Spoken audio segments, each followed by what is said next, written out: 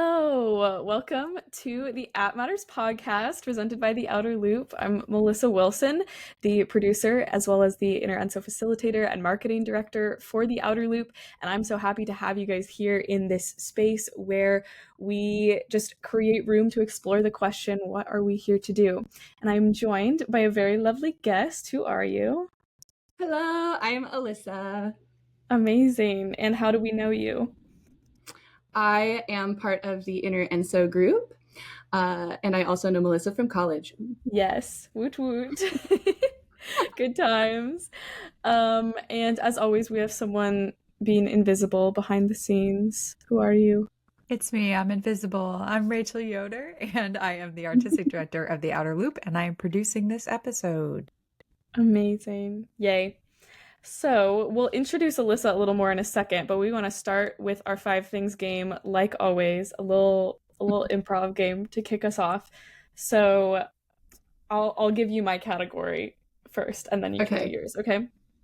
All right. Okay. I gave you an easy one that will hit close to home, and that is, what are five things that you love about BTS? Oh my gosh! You know me too well. So should I answer first? I'll answer first before I give you your category. Okay. Yes. Five things I love about BTS right off the top. Their artistry. Oh my gosh. So much hidden meanings and stuff in all of their work. I could go on forever, but I'm supposed to do rapid fire, I think, so we'll keep going. Amazing. The dancing. I can't get enough of their dancing. They're so talented. And they all have different styles too, and things that they put into the expression. I love it. Their lyrics. Oh my gosh. If I could just have all of their lyrics tattooed on my body, I think I would do that, just as a reminder, because I love all of the meaning behind their songs and their poetry. Was that three? I think that was three, yeah. That's three. Okay, I'm trying to keep track of my fingers. Four. Oh, shoot. Dang it. There's too many things. You know what? I'm just going to say it they're beautiful people. They're lovely. I'm not about to, I literally, half of my fashion sense comes from them. I had no clue how to be a fashionable person until I started watching BTS, and then I was like, oh, this is how you do it. So yes, that. And five, I think just how much they've impacted my life, which I think we'll probably get into a little bit later, but like, even in terms of just like learning things about other cultures or like broadening my interests and like giving me confidence, that kind of thing. I love that about them. I'm so grateful. So yes, those are my five things. Oh my gosh, you're such a sweetheart for asking. I love waxing poetic about BTS. Good, as you should. All right. Thank you. Give it to me. What's my category? Okay. So 5 things, big or small, that you want to achieve. Ooh, okay. I want to, at some point in my life, be able to solely support myself on acting. I want to achieve, I think this is something that I'll be growing in for my entire life, but I want to achieve a place where I feel like content with my communication skills, because I feel like that's always something that I'm trying to grow in. 3 is this is similar to the first one, I guess, but I would love to just be able to feel like financially stable as a person. I think that feels like a big part of being an adult to me, that I have not yet reached. 4, I would love to have kids and teach those kids to also love theater. I don't want to like force it on them, but also I would love to have a little theater family.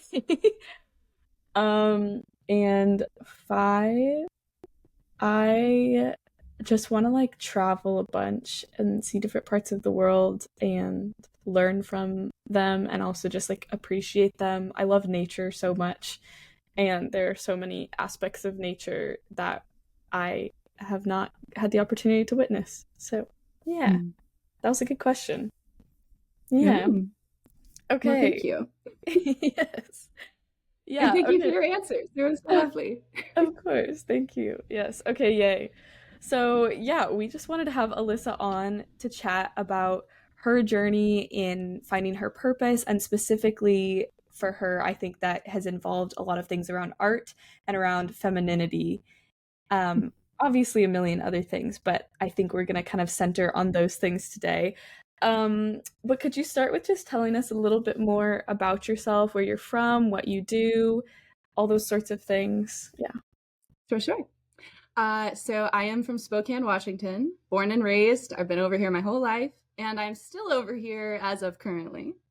For like artistic sort of mediums I do, I am a very I like to collect them. So I do acting, singing, dancing, directing, writing, a little bit of visual art like drawing and painting, but my main focuses are dance and aerial arts.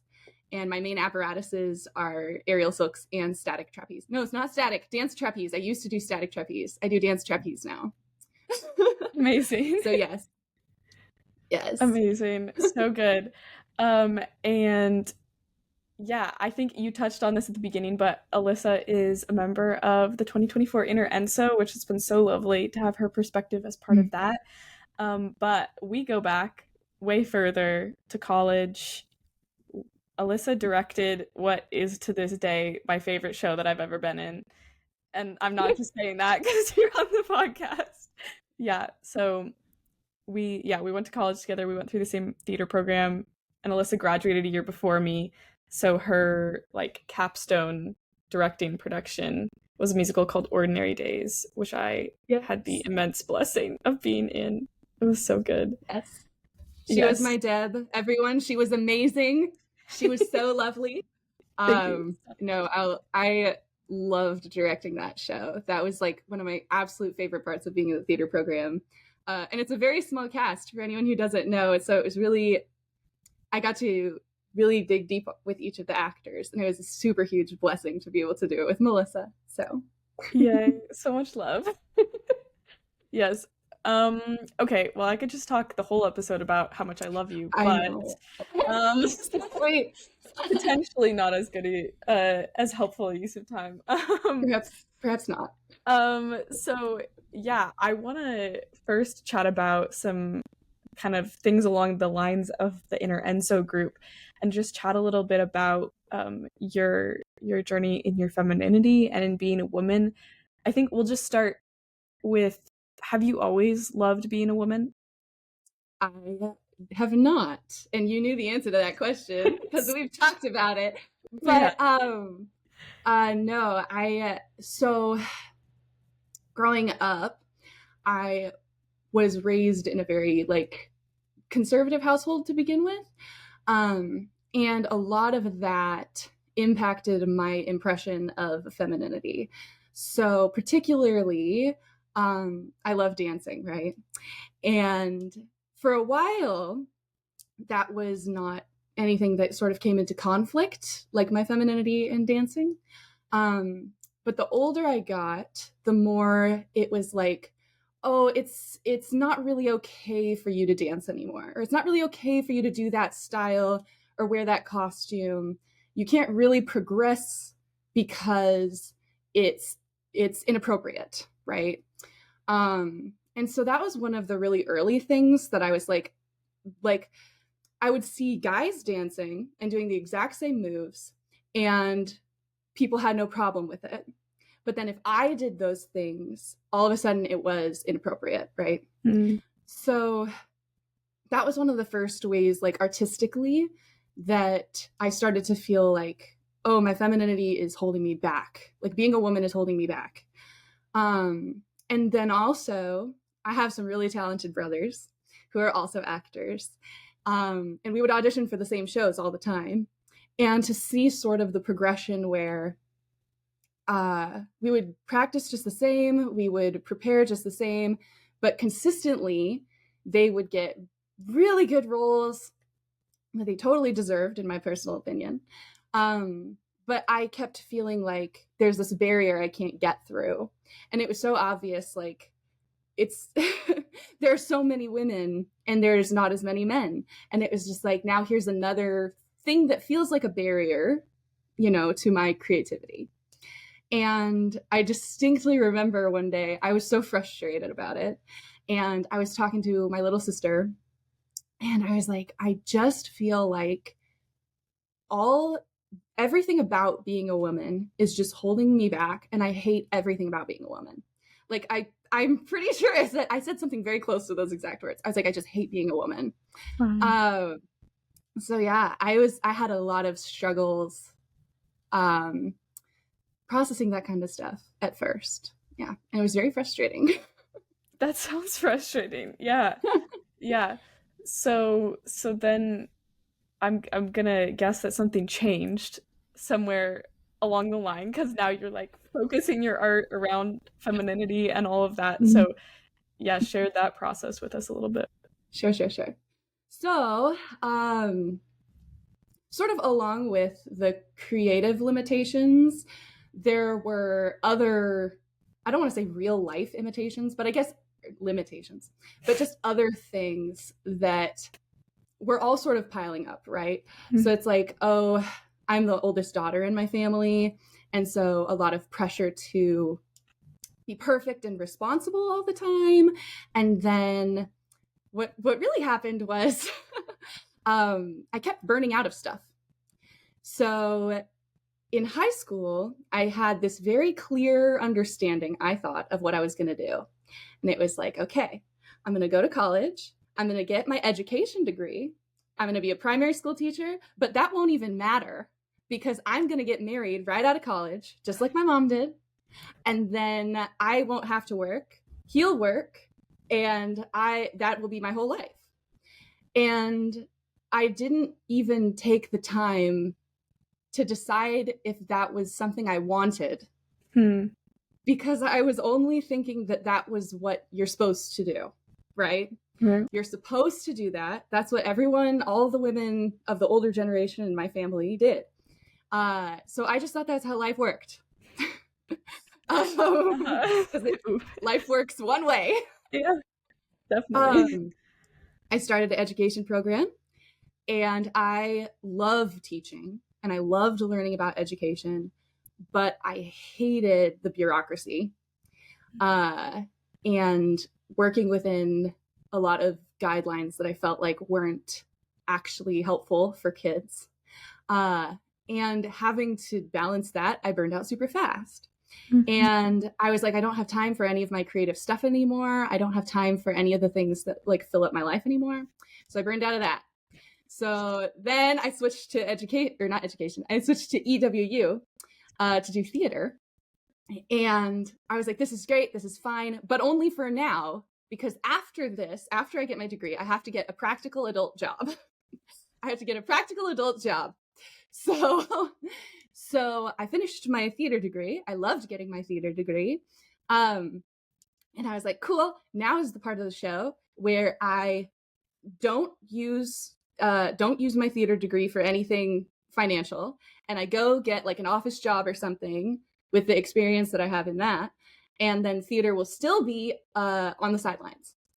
And I went and got a job in a very professional office environment. And I burned out so fast. I burned out in less than a year. And it was this slow thing of like, okay, every time I try to do the path I thought was the only option, I feel like I'm going to tear my hair out. So we need to come up with something new to do. And there was therapy involved. Because you don't know what you don't know, right? Yeah. So it's like going and having someone tell you like, hey, slow down.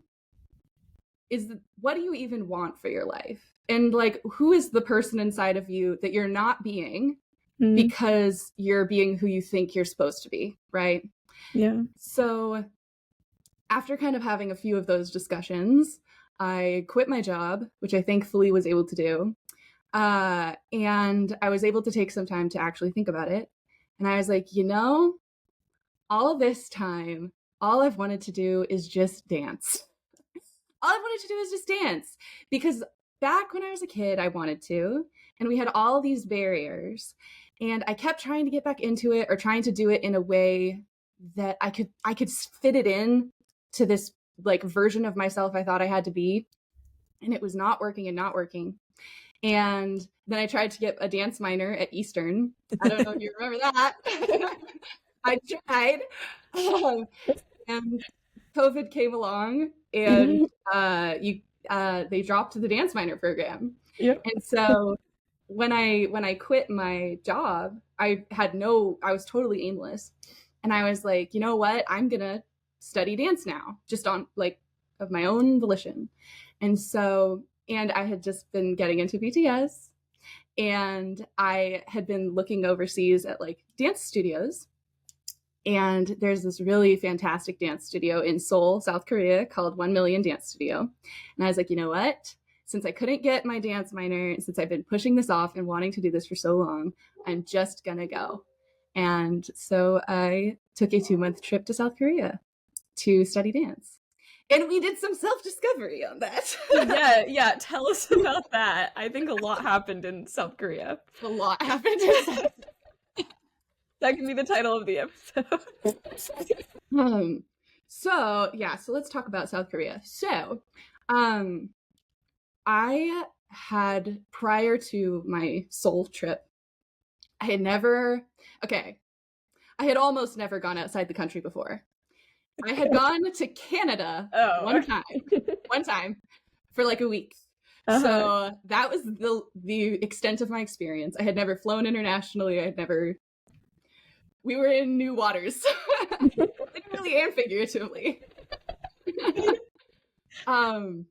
Yeah, I had never gone on a solo trip before. And I'm like 25. So, and I had never lived on my own before, because financial, you need that support. So this was very much like a completely new experience for me, right? I had never had a chance to just be myself, isolated from everything I'd ever known before. And it was really like the first thing outside of the dance or anything was just like the confidence. Because I distinctly remember I got to the Airbnb. It was this little apartment that I was doing an apartment share with another lovely woman. And I got there. She was out for the day, so I wasn't going to see her till the next day. The flight so I went to Dallas first and then Dallas to Seoul. The flight from Dallas to Incheon Airport was like 15 hours. Oh, wow. Oh, I got off a 15-hour flight as the sun is setting in Seoul. And then it's like, okay, you're by yourself. You have like huge, heavy bags. You need to figure out how to take an hour-long bus from Incheon to Seoul and then hike through a block in the middle of Gangnam alone at night and attempt to get into your Airbnb. Speaking very little Korean. I knew some. I know some Korean. Not enough to be like particularly helpful in this instance. I could have like said hi to somebody. Right. But yeah, like getting through what at that time I was like, this is a gauntlet, right? And you get to your apartment. I'm like drenched in sweat, even though it's the middle of winter. And I just remember like, oh my gosh, like laying on the floor and being like, I made it.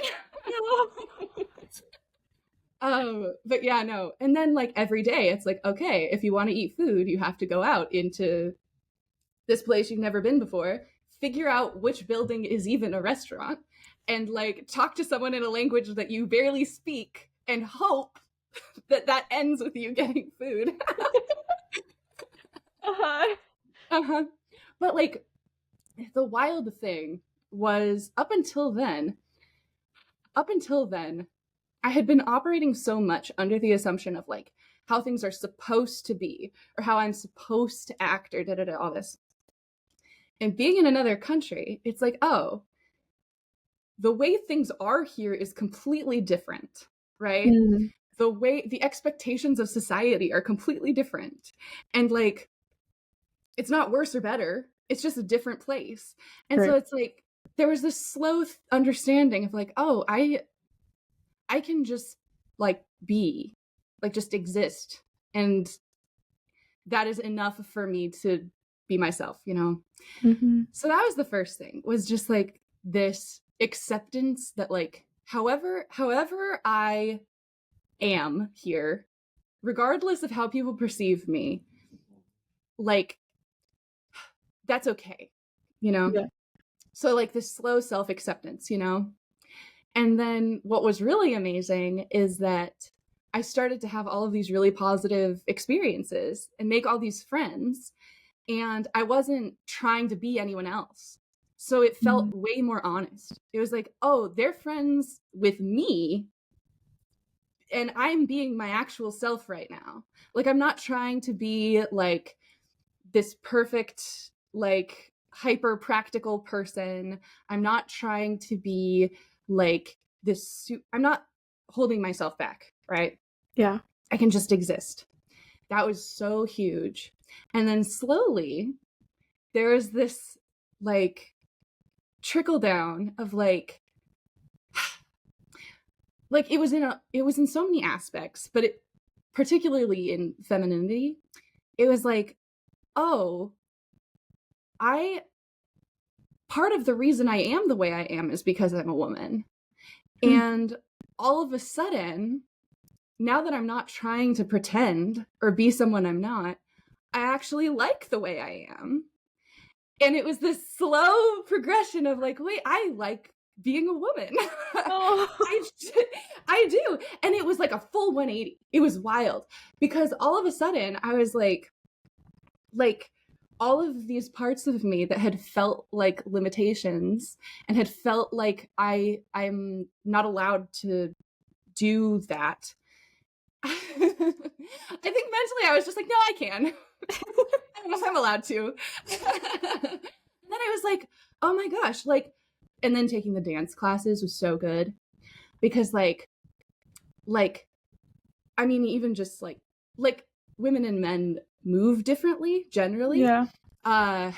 And that's not even just limited to women and men. Like every human being moves differently. Mm-hmm. And so like, because I don't want to like dichotomize that. Everyone moves differently. And it was just slowly like, oh, this person that I am, like it was like falling back in love with myself. It's like, oh, like I like the way I move. I like the way I think about art. I like the way I interact with the barista at my favorite cafe. You know, I like all these things about myself. And being a woman doesn't keep me from doing those things. It doesn't have to. Mm-hmm. And if someone tells me that being a woman should keep me from doing those things, I don't have to listen to them. So true. It was just like so freeing. It was so freeing to be like, no, like outside of anything I had ever known, to be like, the only thing I have left here is me. And now I can tell who I am. You know, It was super, super amazing. And I didn't even tell you about the dancing yet. Yeah, talk about the dancing. I had to tell you about the dancing. So 1 Million Studio is super, super cool. And I really love the philosophy of the team who started it. But basically, the thought process behind the company is to make dance something you can do after work, the same way you like go out for drinks after work. It's just like an easy thing that anyone can jump into. And I love that because I think so many people are terrified of dancing. For real. Like, I think that people, yep. Me. Yeah, no, it's true. It's true. And I think, particularly in Western culture, I think we do not have a society that promotes creative movement or really movement at all. Like our the way that we exist in space is very like rigid, I think. At least particularly in Western culture that I am more familiar with, right? Sure. So it's like, you know, you go to work, you have a cubicle, it's all hard lines, all very rigid, you know, sit up straight kind of stuff. And so I think that people have like a deep terror of dance in their hearts. And so I really liked that concept of like, we can demystify it. We can like welcome people into it because it's natural.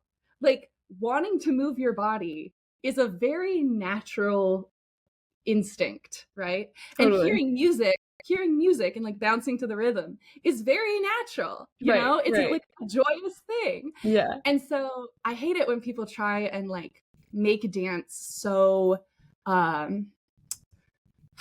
what's the word I'm looking for? And it's like, oh, only people who are good at this can do it. I hate that. Oh, yeah. You know? It's Yeah. like, it's not something, first of all, it's not something you're going to be good at right away. Good at. Yeah.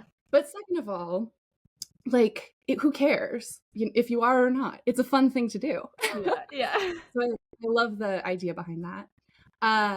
But it was really, really cool to go in and start taking classes from, first of all, like really well-known choreographers. Hi there.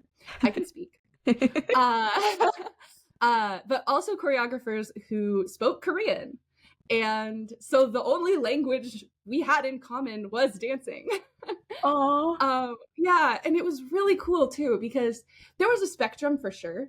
Yeah. Like some of the teachers were like super fluent in English, and some of the teachers knew like zero, like not even, they wouldn't even say hi in English. Sure. And all of them were amazing, and all of them were able to teach regardless of that. And then two, the whole demographic there is super diverse. So it's like there was people, I met friends there from Japan, Germany, France, Norway, America, Australia, like people from all over. Wow. Were there. And like there's, you know, it's like, oh, someone's first language is Japanese, someone's first language is Vietnamese, someone speaks German, we all are there to just dance. And it was like so the community aspect was amazing. And just feeling like this is a global language, you know, because it's like even if we don't, I met one friend who is Japanese, and it was like we can't talk to each other. We had a full conversation over translation app. Whoa.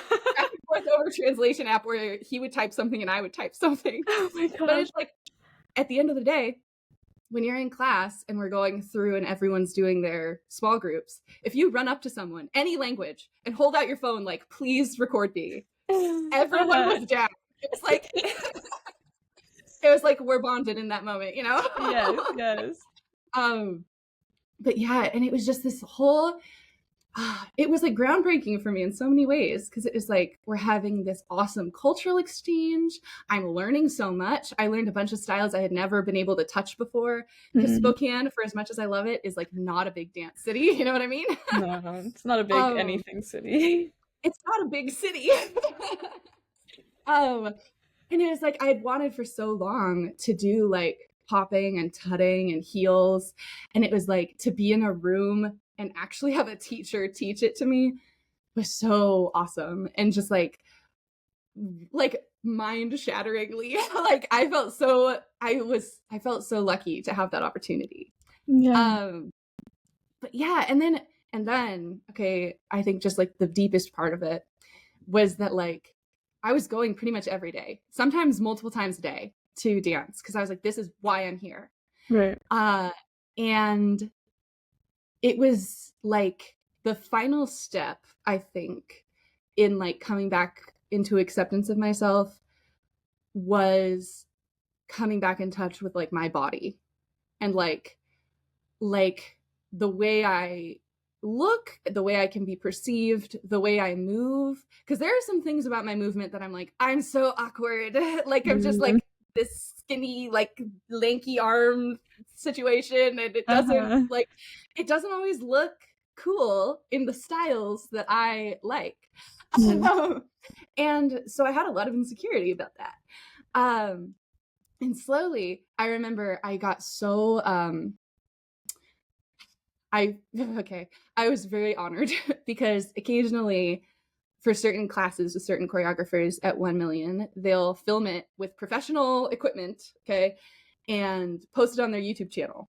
And when I first went there, I was like, okay, Alyssa, do not get your hopes up to get on the YouTube channel, because there's like professional dancers there. Sure. And I do not flaunt myself as being a grandiose, I am not in the realm of like super professional dancing. Yeah.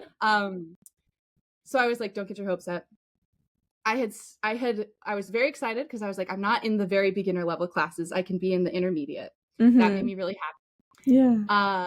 And then I remember the first day I was in a class with a camera, and they let my group go in front of the camera, and I messed up so badly. No. Totally forgot everything the minute the camera was on me. Oh my gosh, I was so nervous.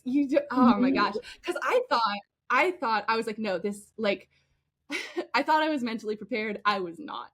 You look into the eyes of a professional camera, and it's like everything just goes out the window. So I looked like a complete deer in the headlights.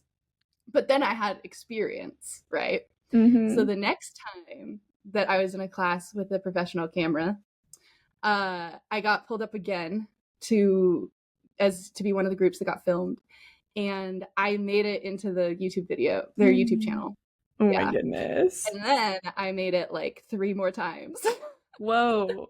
That's so cool. Cool, first of all. It was really cool, and it was also like super affirming, because it was like I had teachers coming up to me and telling me like that I was good and that I like deserved to be on camera. And it was just so like, after spending so long wanting to do this and then putting in so much like time and money to take the chance on myself to do it. Yeah. Having people affirm that is something I'm good at or something that I am capable of was like, still I'm like in awe mentally of that. Yeah. So a lot of really amazing things came out of Korea. That's so cool. Yeah. Okay. I want to start to wrap up, but I think a last important question to ask is, now you've been back for 5 or 6 months, right? Yeah. Like, what are you doing now with what you kind of took away from that experience? And what do you feel like you're continuing to learn since then? Yeah, that's an awesome question. I think, well, right now, so I teach dance now in town, which is absolutely amazing. And I teach some little kids and some adults, and my littles just had their recital. And that was super, it was my first recital as a dance teacher. So that has been amazing to once again affirm, like, this is something I can do. That's been really cool. And then I'm back into training for aerial, so my silks and trapeze. I just recently did a showcase, which is awesome. And I'm looking at next steps of, well, I would really love to go to LA and do Millennium Dance next. Let's see, hopefully. Once I have money again after spending all of it in Seoul. Yeah. So LA, and then I would also really love to do some professional circus training at NECA, New England Center for Circus Arts. So those are my long-term goals. For now, I'm in town dance teaching. I'm going to be baristaing as well. So I feel like I'm kind of living like the beginning of someone's like coming of age movie, low-key. Like barista by day, dance teacher by night situation. Yes, I see it. And then in the meantime, in terms of like creation of things, I've been working with Enso, and that's been super amazing to start brainstorming and putting together a production. So lots going on. Very exciting. Yes, so many things. And it's so cool to be like, once you were like, no, this is what I need to do, then the pieces start falling into place, right? Like, that's super sweet. Yeah, that's super cool. Yeah, I would love it. I think you had a little call to action sort of thing that you wanted to charge our audience with based on the story that you just shared. Yeah, do you want to share that? Yes. So this is something during COVID actually that I pinned on my wall. So this is what I thought would be really helpful for our audience. And that is, don't let life happen to you. You happen to life. Because when I stopped being a passive ingredient in the things that were happening to me and started like looking for the ways that I could do what I can to make my life more what I wanted it to be, that was like the biggest thing that helped me. So even the smallest stuff, even if it's just like taking the minute to be like, I am worth this, or I am a creative artistic person, or whatever it is, just you be an active participant in your life and your art. I think that's the biggest thing. Yeah, that's so good. Thanks for sharing. And if anyone has stories or thoughts inspired by that charge, feel free to email those to us at podcast@outerlooptheater.org.